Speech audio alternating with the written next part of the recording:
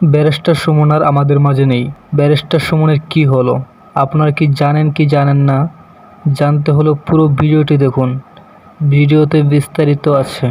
আপনারা ইতিমধ্যেই জানেন যে ব্যারিস্টার সুমনকে কয়েকজন কিলার হোয়াটসঅ্যাপে কল দিয়ে তাকে হত্যার হুমকি দিয়েছিল এবং এই বিষয়টা নিয়ে পুরো দেশ তোলপাড় হয়ে গিয়েছিল। তারপরেও আপনারা দেখেছেন হবিগঞ্জের মানুষ ব্যারিস্টার সুমনকে হুমকি দেওয়ার কারণে তারা আন্দোলনে নেমেছিল। ব্যারিস্টার সুমনকে যারা হত্যার হুমকি দিয়েছিল তাদেরকে 2 ঘন্টার ভিতরে ধরা হোক।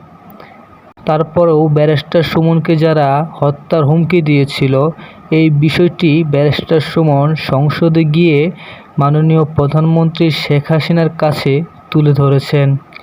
এরপরেও কোনো পদক্ষেপ নেওয়া যায়নি।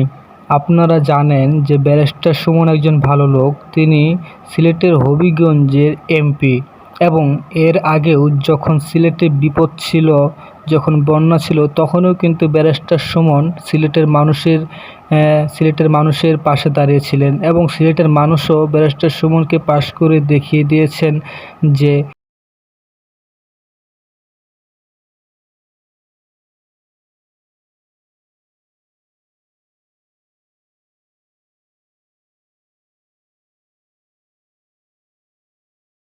প্রতিদান কাকে দিতে হয়।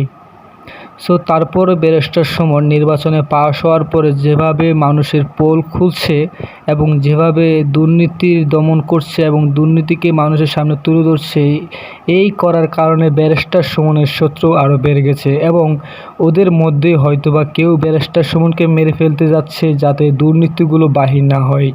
একদিন তো একদিন দুর্নীতি বাহির হবেই। বন্ধুরা, আপনারা কি ব্যারিস্টার সুমনকে ভালোবাসেন কি না? যদি ভালোবাসেন তাহলে চ্যানেলটি সাবস্ক্রাইব করে দিন এবং পাশের বেল আইকনটি অন করে দিন যাতে নতুন নতুন ভিডিও সবার আগে আপনার কাছে যেতে পারে।